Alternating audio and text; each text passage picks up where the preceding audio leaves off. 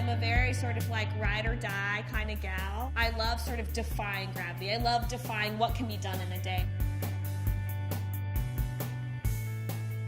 My mother, she herself is a working woman. I think she had very high hopes for me to be something a little bit more reasonable by profession, like an accountant.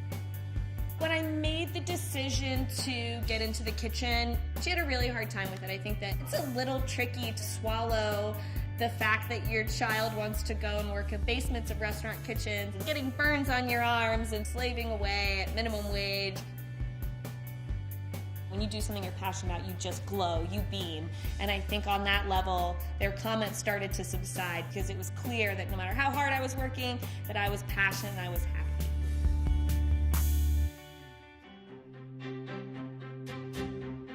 I've always thought of myself as a cook. I never thought of myself as a female cook against a male cook. I just thought of myself as a cook and that I wanted to be the best cook that there was. That said, when you're in an all-male kitchen, you also become grossly aware that you're the only girl there. I took it as more of a challenge to work even harder than everyone else. Because I think it's just as easy to be like, well, I'm at a disadvantage. I'm the only girl here. I think it's about changing that dialogue and using it as motivation rather than trepidation or fear. I worked in very fancy, higher-end restaurant pastry kitchens for about 10 years, and you're creating these show-stopping masterpieces of desserts. And for me, my spirit and my heart started in the home kitchen with really down-home baked goods. The best part of my job. On opening day of Milk Bar, the doors open, and I really wasn't sure what to expect. I was so worked to the bone, so in my own head of like, okay, I'm gonna open this bakery. I want it to be my voice in the style of an American bakery, but I didn't have enough time to worry or fear, like, what if no one comes? What if no one likes it? All of a sudden, there's a line out the door.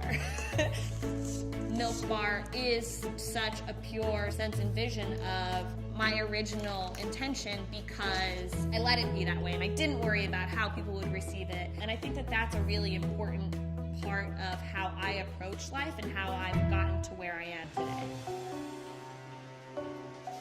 I think I learned so much more from my failures than I do from anything else. I mean, we have everything from mismeasured or an overbaked element of a dessert that we end up saving and picking apart and turning into like the next great cookie or the next great dessert.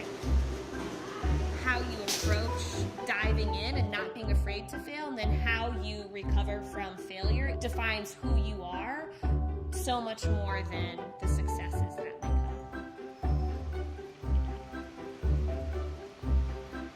Challenging yourself by taking risks, by forcing yourself out of your natural comfort zone or your natural environment is how you evolve and how you move on as a person. There's no way that you're going to get out there and really attack life without taking those risks. They're not going to come and knock on your door.